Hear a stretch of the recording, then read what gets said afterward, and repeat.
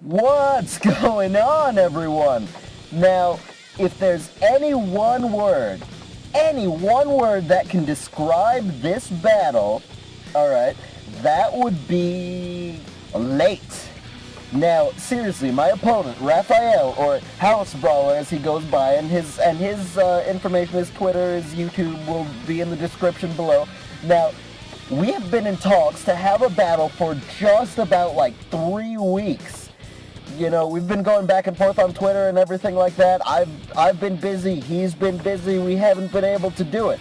But finally, just yesterday, we finally managed to get together and actually, be free at the same time and have this battle. So, hopefully you're gonna enjoy. This has been like 3 weeks in the making.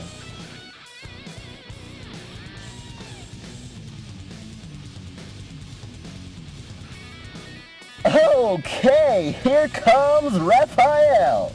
Now, I'm just gonna lead off with Tusky, and he's gonna lead off with his Gardevoir.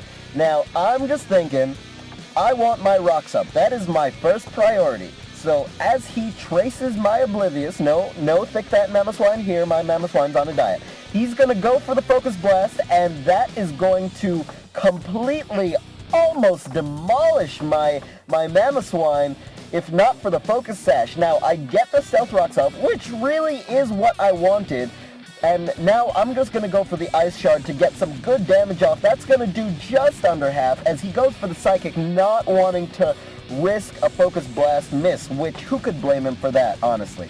Now, since Mamoswine's going down, I figure Cutman is going to scare this thing away.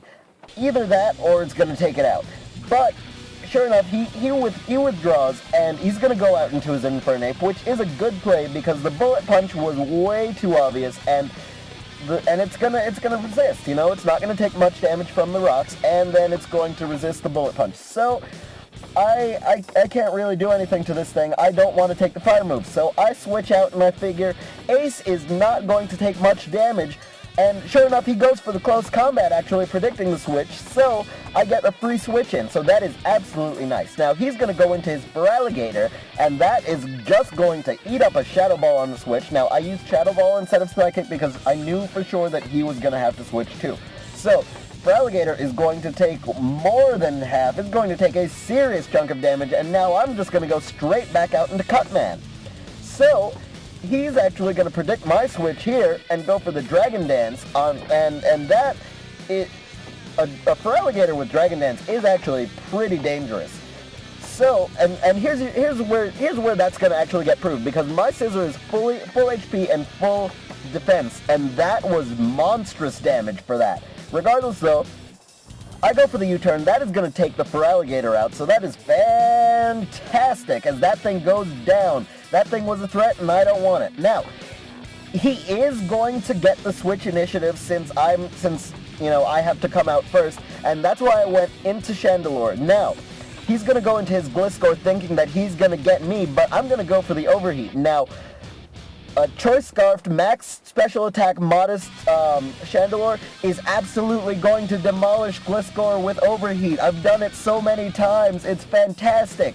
So that thing, which definitely would have been a problem, comes in and does nothing as he goes back out to his Gardevoir. Now, I am at -2 special attack at this point, and he's going to trace my Infiltrator, and there isn't anything that Chandelure can do here. I don't mind him having Infiltrator because I don't have anything with substitutes. So I figure that Reptar might be able to survive the incoming attack because it gets the special defense boost in the sand. Now he's just gonna Mega, and he actually goes for the Psychic here, so that is fantastic. I keep getting free switch-ins. So he's gonna get hit by that sand damage, go for the Focus Blast and miss. As I go for a Dragon Dance, now I'm thinking, okay, I am in a fantastic place because first of all, I'm not going to risk going for another Dragon Dance, that's for sure. I'm going to go for the Crunch, and that is going to completely demolish the Gardevoir. That thing is gone, and I get a crit just to make sure it goes away. So he's gonna come back out with the Infernape, and the Mach Punch is just calling my name. So I've got to cut and run here. Now, I'm going to go straight back into Chandelure. Ace is coming out to play, and there's the Mach Punch, just like I said. Ace isn't affected, gets buffeted by that Sandstorm though, and now I'm just gonna go for the Overheat. I was predicting him to switch out, and I figured Overheat would hit pretty much everything that he had left for some serious damage. But he stays in, and the Overheat does more than enough to take the Infernape out, so I don't particularly mind. Now, here comes the Genesect, and yes, it's Uber and everything like that, but it's okay. I don't particularly mind because I've got my Chandelure. Now, he gets that download boost and his special attack goes up, but he's a physical Genesect, and he's going to go for the Iron Head, and that's not going to do much damage. I'm just going to get that Overheat off, and even at -2, that's still stab and 4 times super effective. So Genesect stood no chance there. It's just going to drop to the floor. So what's he got left? He's coming out with his Shaman now. And I'm thinking, well, I am at -4. Do I really want to deal with this? No. So I'm just going to switch out here and I'm going to go into Cutman. Now, Cutman is going to take a Psychic on the switch, but it's not really going to do anything, so I figure I'm just gonna go for the U-turn here. So, well, I'm getting ahead of myself a little bit. Let me get my leftovers recovery first. All right, there it is. He's gonna go for the Seed Flare. He's gonna miss. I'm gonna go for the U-turn. There it is. That is going to do monstrous damage. Absolutely ridiculous. Now the Shaman is just about dead. And I figure I'm just going to go back into Ace.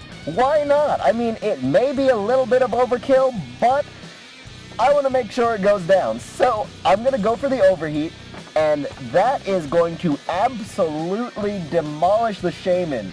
So there you have it. This match is over. All right.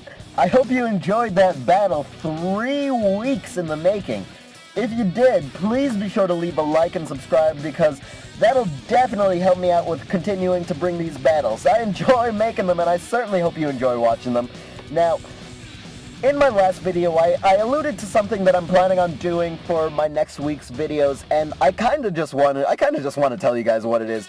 I am going to start doing giveaways on the channel, and all it'll be like I'm gonna do giveaways for competitive Kalos bred shinies. Now I know that like a lot of people don't prefer to have shinies from like Gen 5 because they could easily have come from like Pokegen or Pokeedit or you know any of that stuff, and so I'm going to do Kalos bred ones so that you know for sure that they're going to be real. All right, have a good one, you guys.